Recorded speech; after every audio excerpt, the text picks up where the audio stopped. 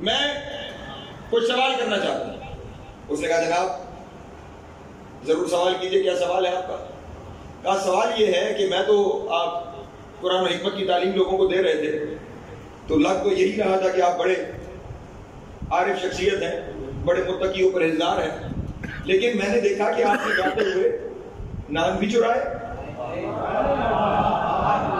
انار بھی چرائے۔ آپ توجہ، دین کو بدلنے والے، نان بھی چرائے انار بھی چرائے۔ گھاگ آدمی تھا، پلٹ کے کہنے لگا آپ نے چراتے ہوئے دیکھا تو آپ نے یہ بھی دیکھا ہوگا کہ وہ کس کام آئے، کس کام آئے۔ وہ میں نے جا کے غریب و نادار کو دیے تو وہ جو غریب و نادار و بیمار تھا اسے کھانے کو بھی مل گیا اور اس کی بیماری کی دوا بھی ہو گئی۔ تو امام علیہ السلام نے ارشاد فرمایا تجھے کس نے اختیار دیا تھا کہ تو غریب و نادار کی اس طرح مدد کر؟ اللہ توجہ سلامت ہے، مولا کو عطا فرما۔ میرے ساتھ سفر کیجیے گا، بڑی مشکل منزل سے گزرا ہوں اور آباد سے نکل کے فقہا کی طرف جاؤں گا، لیکن یہاں پہ توجہ فرمائیے گا۔ اس نے پلٹ کر کہا ذرا پہلے تعارف تو کرواؤ کہ ہو کون؟ فرمانے لگے میں امت محمد کا ایک فرد۔ کہا نہیں، نام بتاؤ، اپنا تعارف کرواؤ۔ کیا کہنے تعارف کے؟ فرمایا میں جعفر ابن محمد بن علی بن حسین بن علی ابن ابی طالب۔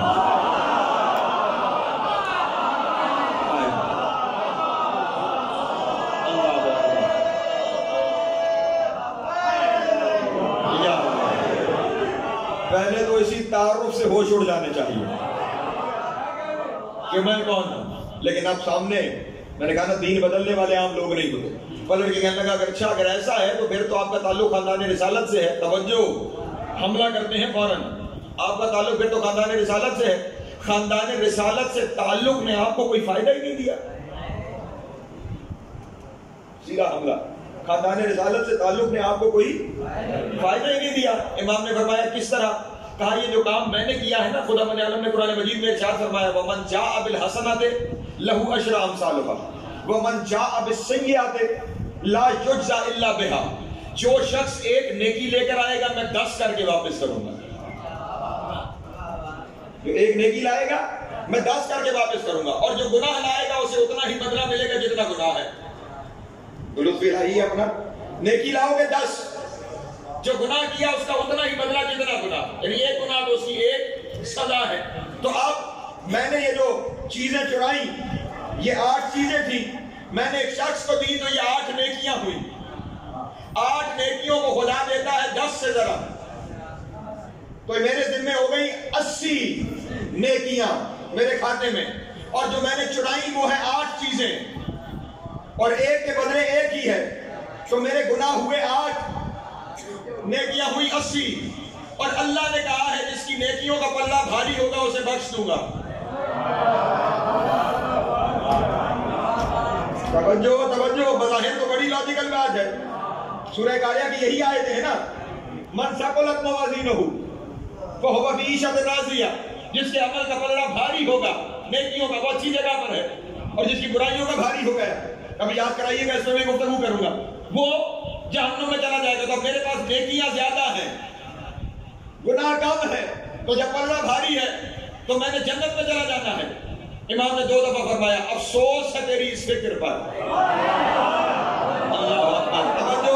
توجہ، افسوس ہے تیری اس فکر پر۔ اب خیال رہے مجمع سامنے موجود ہے، حکمت، موعظ حسنہ اور تدبیر کے ذریعے کہ کیسے آپ میری سوچ پہ افسوس کریں۔ امام نے فرمایا یہ آیت پڑھنے سے پہلے کیا تو نے اس آیت کو نہیں پڑھا کہ خدا بند عالم نے ارشاد فرمایا انما یتقبل اللہ من المؤمنین، انما یتقبل اللہ من المتقین، اللہ نیکی صرف متقیوں کی قبول کرتا ہے۔ جب تو نے چوری کی تو تو متقی رہا ہی نہیں۔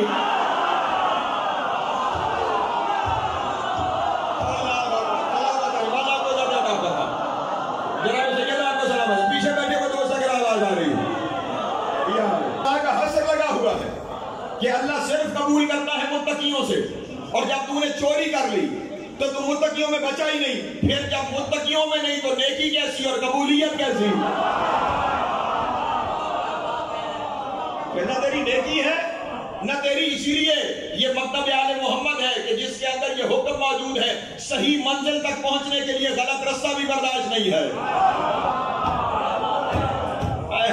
توجہ ہے اللہ محترم، تیری نیکیاں ہی نہیں بچی، تو متقی ہی نہیں رہا، اور سن یہ بھی تیرا غلط فلسفہ ہے کہ تو نے وہاں پہ دیا تو وہ تیرے 10 کر کے تجھے نیکیوں میں اضافہ ہوتا چلا گیا۔ امام نے ارشاد فرمایا پہلے تجھے یہ 8 گناہ ملے کہ تو نے چوری کی، اور اس کے بعد تو نے ان چیزوں کے مالک کی اجازت کے بغیر انہیں غیر کے تصرف میں دے دیا، تو 8 گناہ اور بڑھ گئے، کل ملا کے 72 نیکیاں نہیں 16 گناہ لے کے جا رہا ہے۔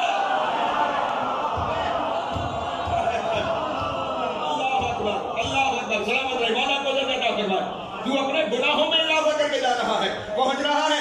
اسی لیے حکم شریعت ہمارے یہاں یہ موجود ہے، قرآن کا کوئی حکم اس وقت تک سمجھ میں آ ہی نہیں سکتا جب تک کہ اس کی تشریح وہ نہ کر دے جو صاحب قرآن ہے۔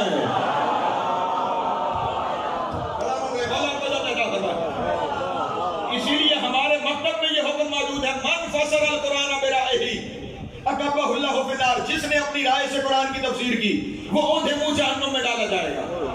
توجہ ہے، اس لیے ہر حکم کے لیے فرمان معصوم ضروری، وہ ساتھ ہوگا موجود تو پھر سمجھ میں آئے گا کہ معاملہ کہاں تک۔ یہ تو معاملہ عرفاء کا تھا، فقہاء کا معاملہ بھی یہ ہے کہ ایک دن دنیا کا ایک فقیہ اور بڑا مشہور فقیہ امام کے دروازے پر آیا، کچھ چیزیں پریشان تو نہیں ہو رہے آپ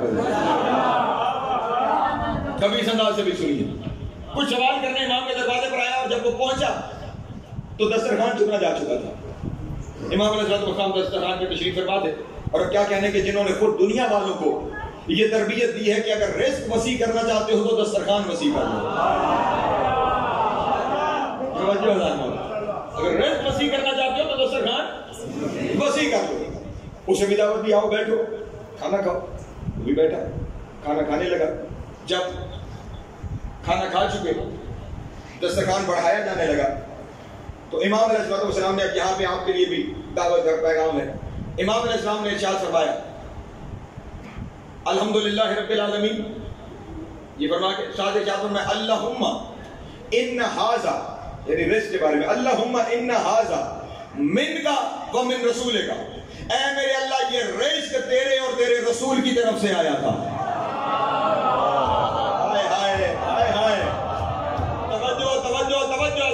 اللہم ان ھذا منک ومن رسولک، یہ رزق تیرے اور تیرے رسول کی طرف سے آیا تھا۔ اب جن کے یہاں خدا کے علاوہ کسی کو لے آنا شرک ہے، اس نے فوراً امام کے سامنے بھی بیٹھے ہوئے کہا تکلے کو کر بکر نمازت کہ حضور آل رسول ہو کر خدا نے کہا اس کا شرک کے مرتکب ہو گیا، شرک کے مرتکب ہو گیا۔ کیسا شرک؟ آپ نے خدا کے ساتھ رسول کو شریک کر دیا۔ کیا فرما رہے ہیں کہ یہ رزق خدا اور اس کے رسول کی طرف سے تھا، آپ نے خدا کے ساتھ رسول کو شریک کر دیا اس رزق کے معاملے میں، اور نام لے کے شریک کر دیا۔ نام لے کر، ویسے تو الگ مانگ لینا اپنی جگہ پہ ایک معاملہ، یہاں پہ تو نام لے کر تیرے اور تیرے رسول کی طرف سے تھا، یہ خدا کے ساتھ آپ نے شرک کر دیا۔ امام نے فرمایا کیسے شرک ہے؟ کہ خدا لا شریک ہے اور آپ نے نبی کو اس کے ساتھ شریک کر دیا۔ امام علیہ السلام نے ارشاد فرمایا وہ لا شریک ہے منزل الوہیت پر۔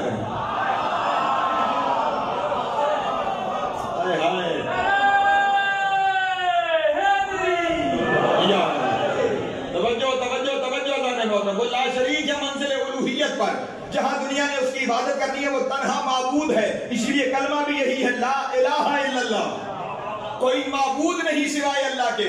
کہیں کلمہ نہیں ہے کہ لا رحمان الا اللہ، لا رزاق الا اللہ، لا الہ الا اللہ، الوہیت کی منزل میں وہ یکتا و تنہا ہے۔ کہنے لگا یہ آپ کا فلسفہ ہے، مجھے قرآن سے دلیل چاہیے۔ امام علیہ السلام نے ارشاد فرمایا تم نے سورہ توبہ کی آیت نہیں پڑھی کہ خداوند عالم نے خود ارشاد فرمایا ان اغناہم اللہ ورسولہ من فضلہ، کیا وہ لوگ دیکھ نہیں رہے کہ اللہ اور اس کے رسول نے انہیں اپنے فضل سے غنی بنا دیا ہے؟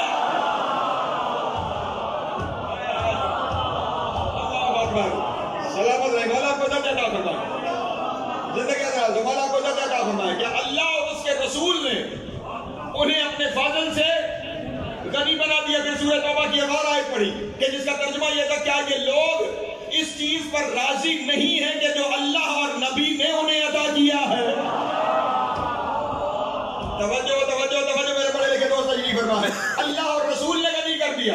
توجہ، اللہ اور رسول نے غنی کر دیا، اللہ اور رسول نے عطا کر دیا. تو جب خدا نے، امام نے فرمایا، اب یہاں میرے لفظ نہیں امام کے لفظ ہیں، جب خدا اس منزل پر خود اپنے ساتھ اپنے نبی کو شریک کر رہا ہے تو پھر تو کون ہے اس منزل میں شرک کا فتویٰ لگانے والا؟ پریشان ہوا اور کہنے لگا مجھے لگتا ہے کہ یہ دونوں آیتیں میں نے سنی ہی آج ہیں.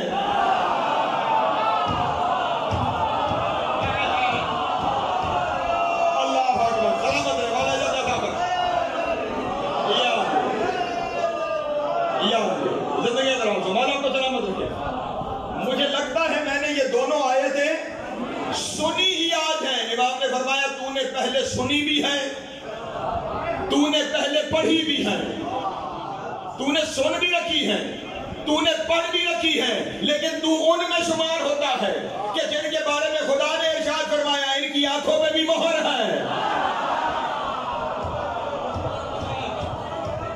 توجہ ہے میرے محترم دوستوں کی؟ ان کی کانوں پہ بھی مہر ہے، ان کے دلوں پہ بھی مہر ہے.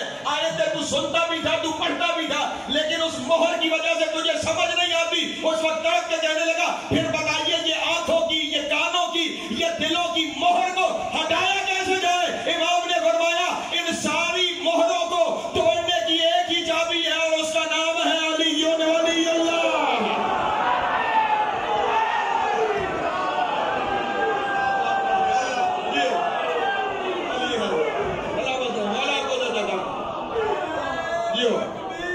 اللہ اکبر.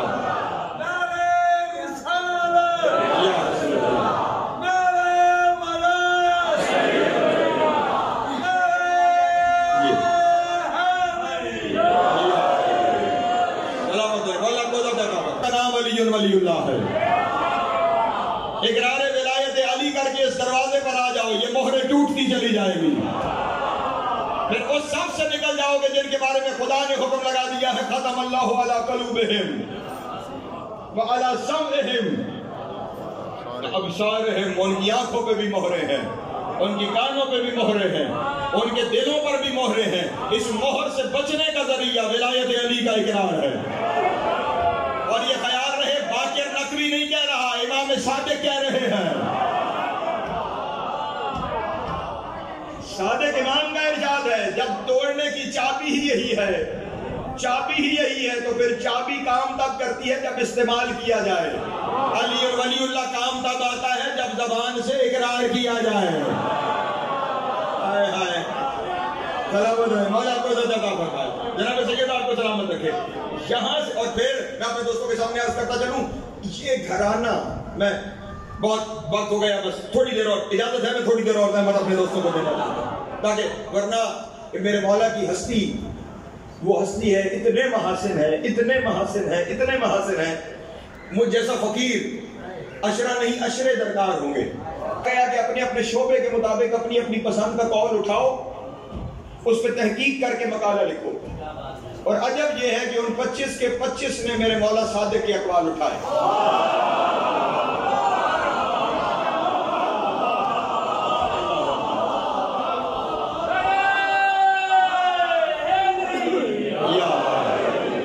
جیسے جیسے علم ترقی کرے گا ویسے ویسے اس گھرانے سے قرب بڑھتا جائے گا. یہ 14 صدیوں سے جو امت مسلمہ کو علم سے دور رکھا گیا یہ کوئی حادثہ نہیں، باقاعدہ سازش ہے. مولوی کا محتاج بنا کے علم سے دور رکھنا یہ باقاعدہ سازش ہے، کیونکہ ممکن ہی نہیں کہ بندہ علم کی طرف بڑھے اور باب العلم سے دور ہو جائے. ہو ہی نہیں سکتا، ممکن ہی نہیں ہے کہ بندہ علم کے میدان میں سفر کرے اور اس گھرانے سے دور ہو جائے.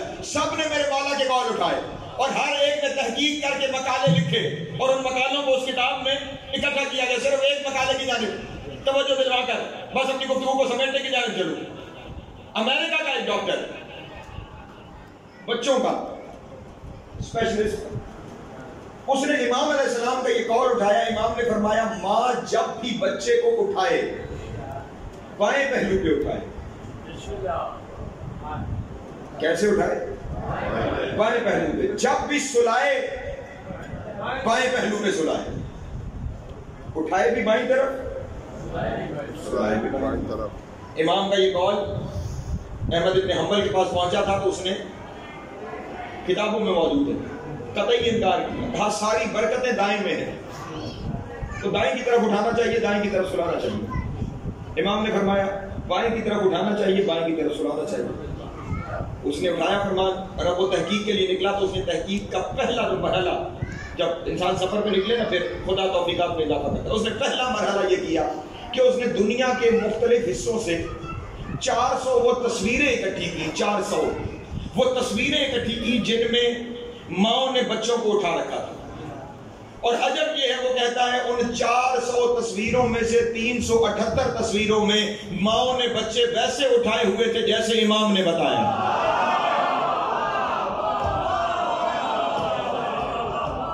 آئے آئے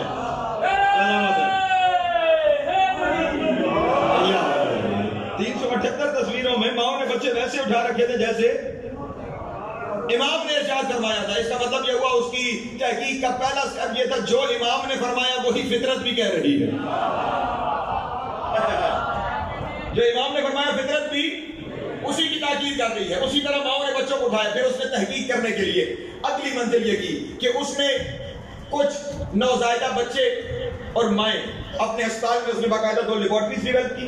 ایک لیبارٹری میں کچھ مائیں اور بچے رکھے اور انہیں کہا کہ تم اپنے بچوں کو دائیں پہلو سلاؤ, دائیں پہلو اٹھاؤ, دائیں پہلو سلاؤ. دوسری لیبارٹری میں جن ماؤں اور بچوں کو رکھا ان ماؤں سے کہا تم بائیں پہلو جیسے امام نے فرمایا بائیں پہلو اٹھاؤ, بائیں پہلو سلاؤ.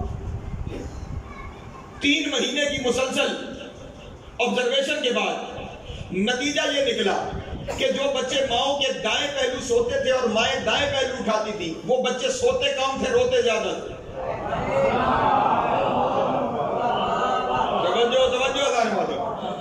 سوتے کم تھے, روتے زیادہ تھے. ان کا گروتھ ریٹ بھی کم تھا, ان کی نشوونما کم تھی. اور جو اس طریقے سے بچوں کو لے کے چل رہی تھی جس طرح امام نے بتایا وہ بھی فطرت کے مطابق وہ روتے کم تھے, سوتے زیادہ تھے.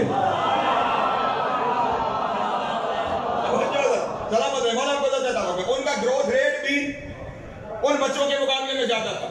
اب اس نے کہا کہ مجھے فطرت سے بھی نتیجہ وہی نکلا جو امام نے فرمایا, تجربے سے بھی نتیجہ وہی نکلا جو امام نے فرمایا. توجہ عزیزان محترم, نتیجے تو وہی آ رہے ہیں جو امام نے فرمایا, لیکن وجہ کیوں ہے, امام نے یہ کیوں فرمایا؟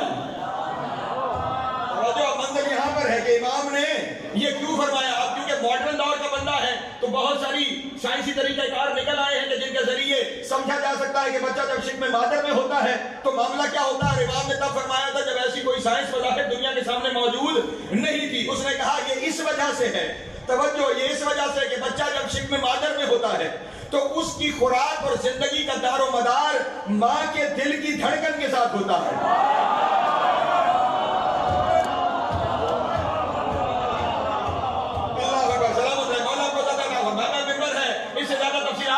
سکتا. اس کی خوراک کا سارا دار و مدار, اس کی زندگی کا سارا دار و مدار ماں کے دل کے دھڑکن کے ساتھ ہے. اس کے لاشعور میں یہ بات محفوظ ہو جاتی ہے کہ جب تک یہ دھک دھک سنائی دے رہی ہے زندگی کا امکان باقی ہے.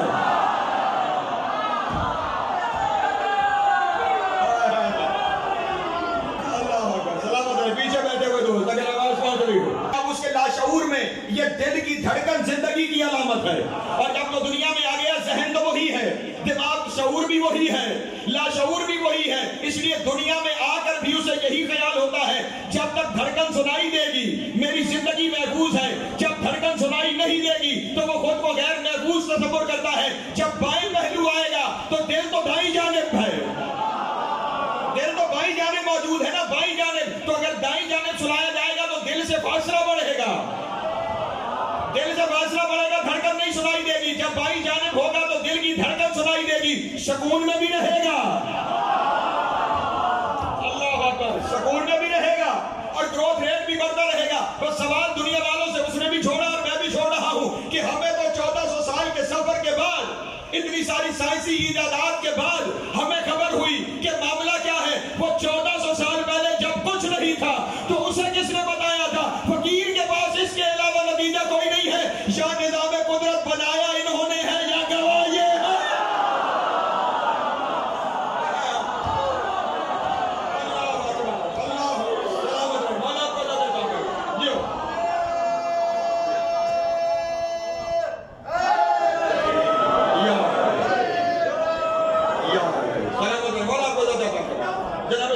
سلامت رکھے.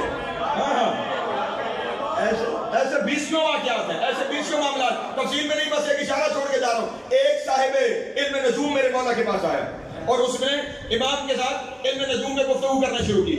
امام علیہ السلام نے ارشاد فرمایا, تو جو کہہ رہا ہے نا اس میں بہت کچھ ٹھیک ہے اور اس میں بہت کچھ غلط بھی ہے. بہت کچھ ٹھیک بھی ہے اور بہت کچھ کا ٹھیک کیسے ہے اور غلط کیسے ہے؟ کا ٹھیک کچھ اس لیے ہے کہ جو ستاروں کی روایتی چال ہے اس کے مطابق تو جو کچھ کہہ رہا ہے وہ ٹھیک ہے, لیکن اتنا خیال رکھنا دنیا میں کچھ ایسے ہیں جب چاہیں ستاروں کی حرکت بدلیں.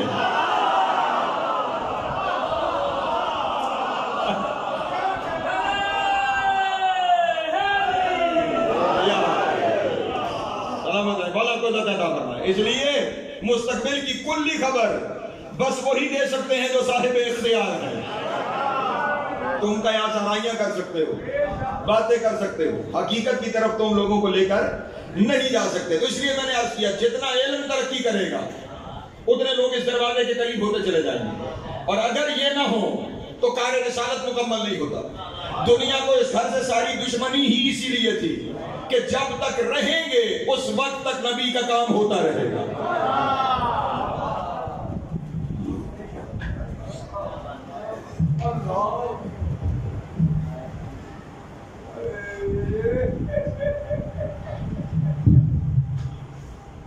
ورنہ دنیا کو ان سے کیا دشمنی کرنی چاہیے تھی کہ جن کی